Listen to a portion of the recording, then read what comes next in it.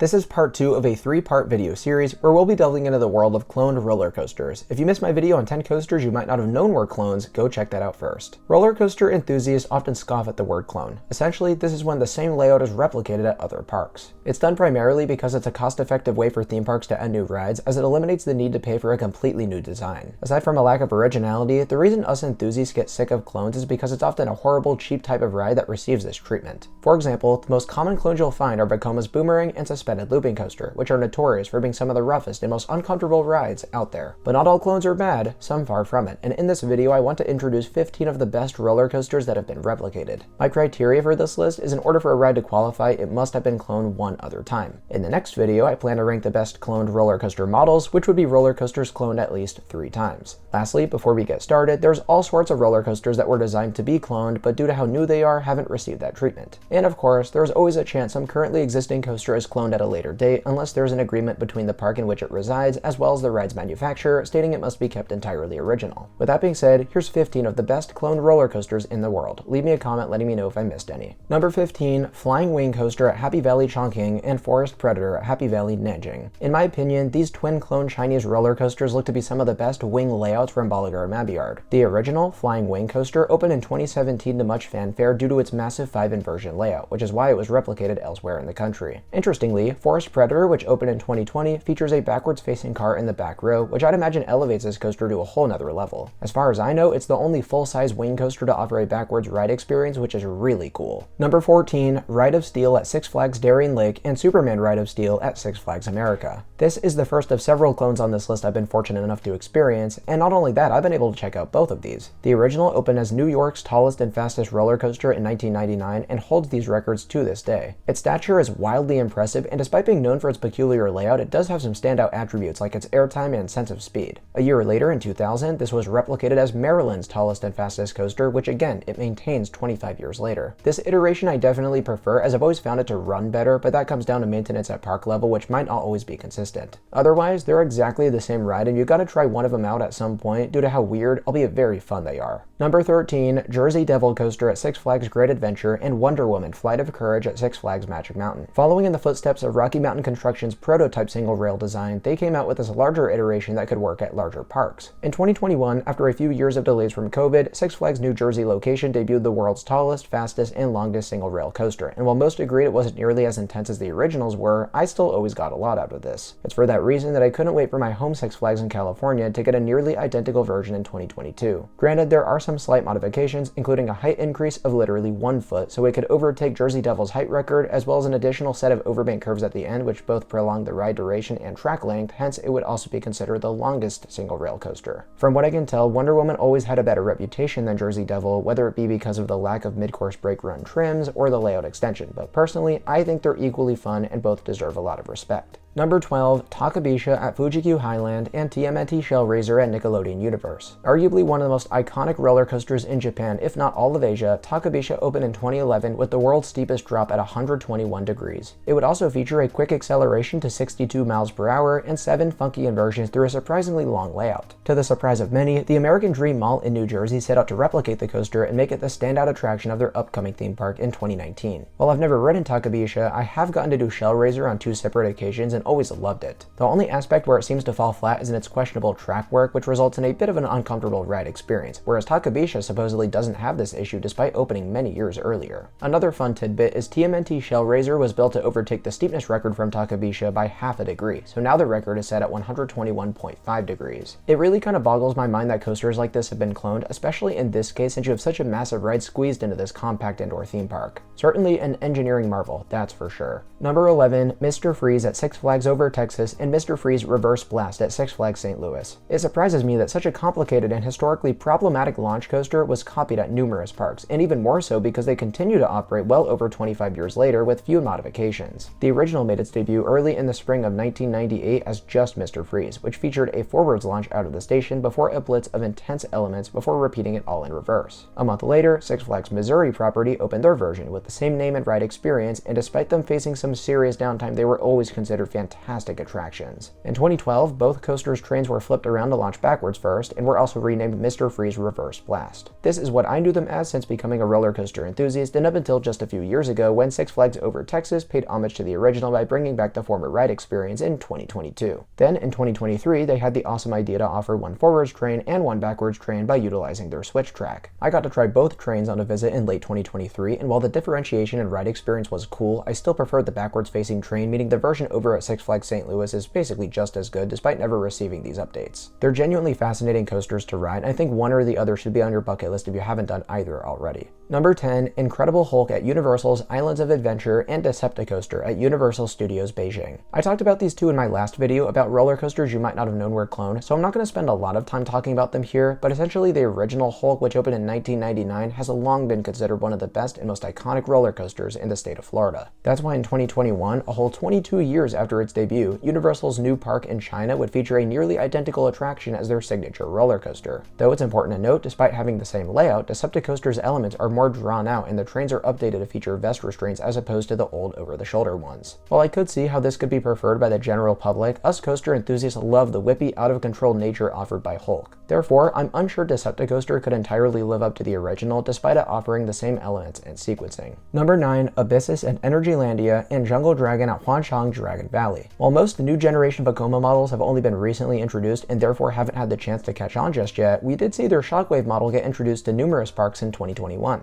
While it's unknown which one opened first, since it can be difficult to find accurate information on Chinese roller coasters such as Jungle Dragon, Abyssus is the far more recognizable attraction in the enthusiast community. Its other claim to fame over Jungle Dragon is it's got a layout extension in the beginning, with an additional launch instead of twists, turns, and bunny hills. Therefore, some could argue these shouldn't have qualified for this list today, but in my defense, almost all of the layout is the same, plus eventually other parks are almost guaranteed to replicate either Abyssus or Jungle Dragon exactly, since both were designed to be cloned. It's not like other rides in the top 15 that were cloned by coincidence or within parks in the same company, so as far as I'm concerned, Abyssus and Jungle Dragon are absolutely worthy of being on here. Number 8, Stealth at Thorpe Park and Zadrun at Space World. This is the first entry on my list where one of the clones is actually defunct, which shouldn't come as too much of a surprise if you're familiar with how technologically complicated this model line can be from Intamin. Stealth was the original in 2006, featuring a swift launch to 80 miles per hour, which made it the fastest roller coaster in England, a record it continues to boast to this day. Later that year, an almost exact clone made its way to Japan with a very slightly greater height and faster max speed, along with a marginally shallower angle up and down the top hat. That said, you likely couldn't tell a difference on ride stealth versus Zadrun. It's also worth noting that Accelerator at California's Knott's Berry Farm, which opened 3 years before both, is almost identical to these, but does contain 2 large overbank curves to extend ride duration. I didn't include this since that's about half the ride that's void from Stealth or Zadrun, but I also think it's completely reasonable if you wanted to do so. Number 7, Fjord Flying Dragon at Happy Valley Tianjin and Jungle Trailblazer at Fantail Dreamland Zhuzhou. These Chinese Woodies from the Gravity Group both look so damn good, but are rarely ever discussed, meaning we have a lot to talk about. The original Happy Valley variant opened in 2013 and features a nice long layout consisting of fast-paced turns and airtime hills. Nothing overly creative or dynamic, just a rock-solid coaster. For this reason, it was cloned 3 years later, but interestingly enough, isn't part of the same park chain. This is especially bizarre since there is a bundle of Jungle Trailblazer coasters in China which are a lot more modern, either featuring inversions or wave turns. This is the one oddball that isn't like those others, but it still looks like a fantastic ride, as does Fjord Flying Dragon, which is the more known variant of the two. Number 6, Taron at Phantasialand and All Speeds at Chengdu Sunakland. Many coaster enthusiasts don't seem to realize that Germany's beloved Taron, which opened in 2016, was virtually replicated for a park in China 5 years later. Like Hulk and Decepticoaster, Intamin modified this layout to be more drawn out and less intense, but if you actually look at the ride's elements and sequencing, it is exactly identical. This actually made the top spot for coasters you might not have known were cloned, because with how high quality of a ride Taron is, you just wouldn't think a park would or could copy it for themselves. That said, with theming that is entirely different, both coasters make a name for themselves and are among the best rides in their respective countries. Number 5, Flash at Lua Adventure and Hypercoaster at Land of Legends. These highly sought after coasters, which feature the tallest vertical loops in the world, can be tough to get on. Hell, the easier of the two to experience is in Turkey. How about that? While I've yet to ride the original Chinese iteration, I did get to do Hypercoaster and loved it. Flash made its debut in 2016 and is likely one of the most well-known roller coasters in its country. This is another case of a roller coaster that I was surprised to learn was cloned originally since it's so large and sprawling. But 2 years later in 2018, the other one opened, and you don't need to take my word for it. Every coaster enthusiast I've heard that's experienced one of these layouts absolutely loves it. Smooth, graceful, packed with airtime, just a gold standard hyper design. Number 4, iSpeed at Maribolandia and Redfire at Quarsanadussi. These coasters had been on my bucket list for years prior to the summer of 2024. iSpeed, which opened in 2009, has always been considered Italy's best roller coaster, which is why I was stunned to discover a clone with only lap bars as opposed to the over-the-shoulder restraints offered on iSpeed. In 2015, the small Turkish theme park located right outside of Istanbul invested in Redfire, and though not many enthusiasts get to ride it, I became one of the lucky few last year. Man, when I tell you this thing is a powerhouse, it is just rapid-fire intense elements from start to end, and I adored its execution. Hopefully soon I could seek out its older brother in mainland Europe, but I am incredibly grateful to have experienced this. Number 3, Bullet Coaster at Happy Valley Shenzhen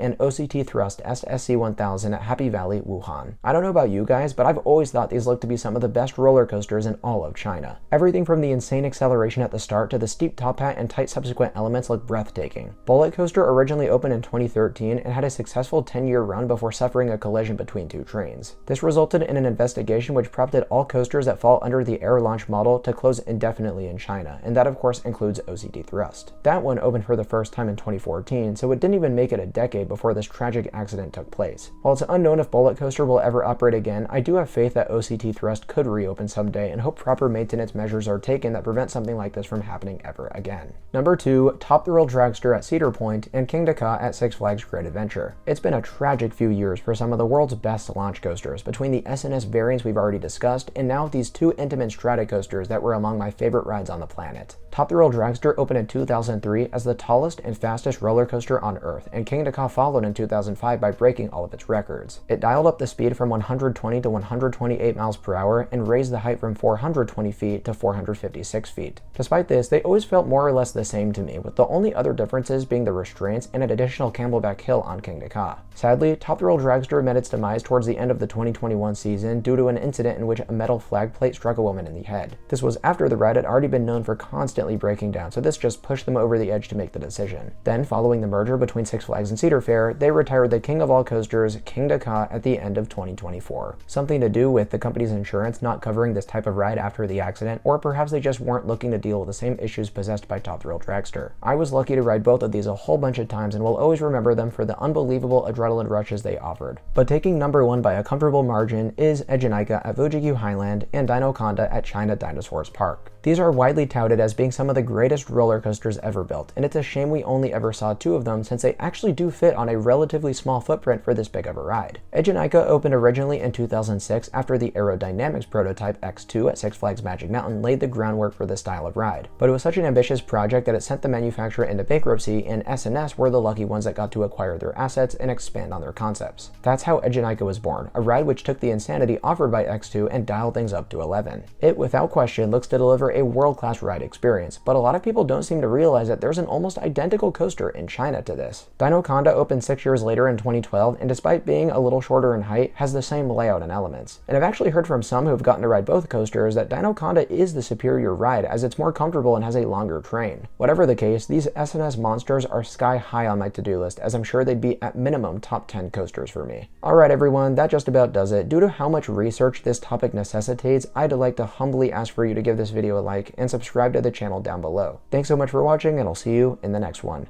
Bye guys.